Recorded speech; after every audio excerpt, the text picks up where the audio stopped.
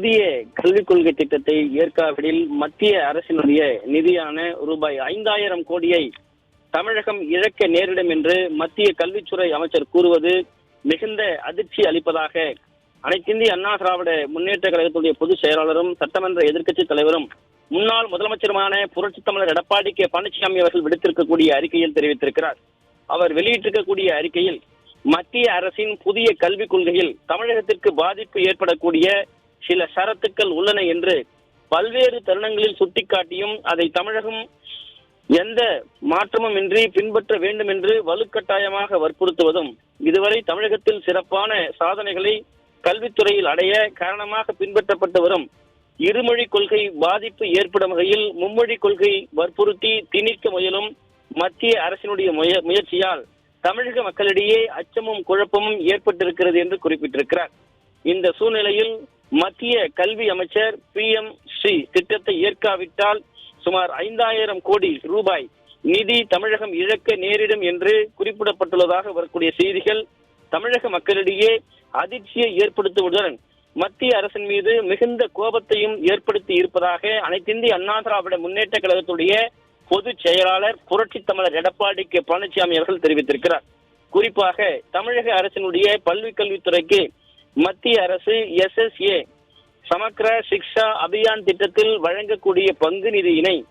இந்த நிதி ஆண்டு திடீரென நிறுத்தியுள்ளது மாணவர்களுக்கும் ஆசிரியர்களுக்கும் பெரும் பாதிப்பை ஏற்படுத்தி உள்ளதால் மக்களிடையே மிகுந்த கோபத்தை ஏற்படுத்தி இருப்பதாக அவர் தெரிவித்திருக்கிறார். தமிழ்நாட்டின் அறிவு சார்ந்த தலைவர்களால்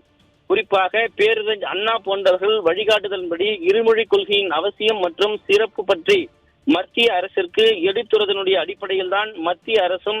அலுவல் மொழி சட்டம் 1963 இருந்து தமிழகத்திற்கு விலக்கு அளித்தது என்றும் இந்த கொள்கையின் அடிப்படையில் தான் அலுவல் மொழிகள் விதி 1976 வகுக்கப்பட்டு இன்று வரை தமிழ்நாட்டில் தாய்மொழியான தமிழ்மொழி தொடர்பு மொழியான ஆங்கிலம் ஆகிய இருமொழி கொள்கையை புரட்சி தலைவர் MGR புரட்சி தலைவி அம்மா அரசு தொடர்ந்து இந்த அரசும் கடைபிடித்து வருகிறது என்று குறிப்பிட்டிருக்கிறார். இத்தகைய அறிவு சார்ந்த முடிவினால் தான் தமிழ்நாட்டில் பயின்று வரக்கூடிய மாணவர்கள் தாய்மொழி புலமையுடன் ஆங்கில மொழியையும் கற்று இன்று இந்தியாவின் பிற மாநிலங்களிலும் உலகம் முழுவதிலும் பல உயர்ந்த பதவிகளை வகிப்பதோடு தொழில்களையும் நிறுவி வெற்றிகரமாக நடத்தி வருகின்றனர் என்று அதிமுக பொதுச் செயலாளர் புரட்சி தமிழர் எடப்பாடி கே பழனிசாமி அவர்கள் சுட்டிக்காட்டியிருக்கிறார். உலகமயமாக்கல் உள்ள இன்றைய காலகட்டத்தில் மாணவர்கள் ஆங்கில மொழியில் புலமை பெற்றால்தான் உலக அளவில் இன்று அவர்கள் கோலோச்சி வருகிறார்கள். ஆங்கிலம் அல்லாத பிற மொழிகளிலும் நாடுகளிலும் கூட அந்தந்த மொழிகள் தேவைக்கேற்ப கற்று சிறப்பாக செயல்பட்டு வருகின்றனர் என்று குறிப்பிட்டிருக்கிறார். எனவே தமிழ்நாட்டிற்கு இந்த காலகட்டத்திற்கு மும்மொழி கொள்கை என்பது தேவையற்ற ஒன்றாகும். இந்த நிலைப்பாட்டில் அனைத்திந்திய அண்ணா திராவிட முன்னேற்ற கழகம் உறுதியாக உள்ளது என்று அதிமுக பொதுச் செயலாளர் புரட்சி தமிழர் எடப்பாடி கே பழனிசாமி அவர்கள் தெரிவித்திருக்கிறார். மத்திய அரசு இந்த உண்மை நிலையை உணர்ந்து தமிழ்நாட்டில் மும்மொழி கொள்கையை திணிப்பதை கைவிட வேண்டும் என்று வலியுறுத்துவதாக அனைத்திந்திய அண்ணா திராவிட முன்னேற்ற கழகத்துடைய பொதுச் செயலாளர் புரட்சி தமிழர் எடப்பாடி கே பழனிசாமி அவர்கள் வலியுறுத்தியிருக்கிறார். அதே போல்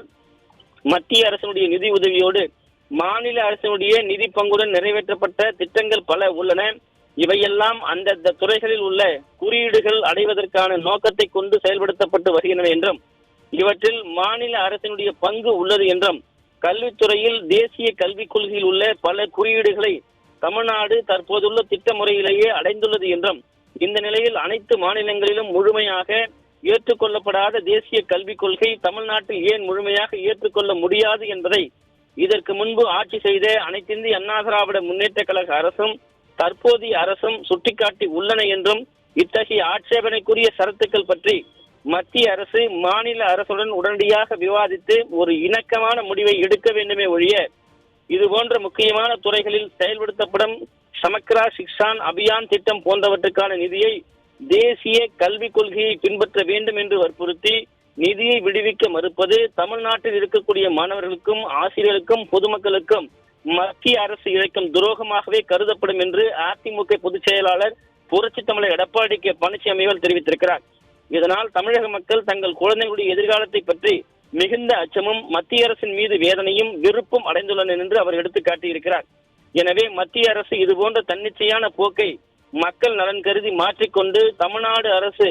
எதிர்ப்பு தெரிவிக்கும் சரத்துக்கள் பற்றி விரிவான கலந்தாலோசனை மேற்கொண்டு ஒரு சுமூக முடிவை எடுக்க வேண்டும் என்றும் கேட்டுக்கொள்வதாக அவர் குறிப்பிட்டிருக்கிறார். அதே சமயம் கல்வித்துறையில் நிறுத்தி வைக்கப்பட்டிருக்கும் SSA போன்ற திட்டங்களினுடைய நிதியை எந்தவிதமான நிபந்தனையும் இன்றி உடனடியாக விடுவிக்க வேண்டும் என்றும் அனைத்திந்திய அண்ணா திராவிட முன்னேற்ற கழகத்தின் சார்பில் கேட்டுக்கொள்வதாக அனைத்திந்திய அண்ணா திராவிடனுடைய முன்னேற்ற கழகத்துடைய பொதுச் செயலாளர் புரட்சித் தமிழர் எடப்பாடி கே பழனிசாமி தெரிவித்திருக்கிறார். விடியா திமுக அரசு பொதுவெளியில் இதுபோன்ற பயனற்ற விவாதங்கள் செய்வதை தவிர்த்து ஆக்கப்பூர்வமாக மத்திய அரசை வலியுறுத்தி கலந்து ஆலோசனை செய்து மக்கள் நலன் சார்ந்த நல்ல முடிவுகளை எடுக்க வேண்டும் என்று கேட்டுக்கொள்கிறேன் என்றும் இதுபோன்ற பிரச்சனைகளை நாடாளுமன்றத்தில் விவாதிப்பதற்குத்தான் தமிழ்நாட்டு மக்கள் 39 நாடாளுமன்ற உறுப்பினரை தேர்வு செய்து அனுப்பியுள்ளார்கள் என்பதையும் விடியா திமுகவின் ஸ்டாலின் மாடல் அரசு கவனத்தில் கொள்ள வேண்டும் என்று அனைத்திந்திய அண்ணா திராவிட முன்னேற்ற கழகத்துடைய பொதுச் செயலாளரும் சட்டமன்ற எதிர்க்கட்சித் தலைவரும் முன்னாள் முதலமைச்சருமான புரட்சித் தமிழர் எடப்பாடி கே பழனிசாமி விடுத்திருக்கக்கூடிய முக்கிய அறிவிப்பில் தெரிவிக்கப்பட்டிருப்பது குறிப்பிடத்தக்கது.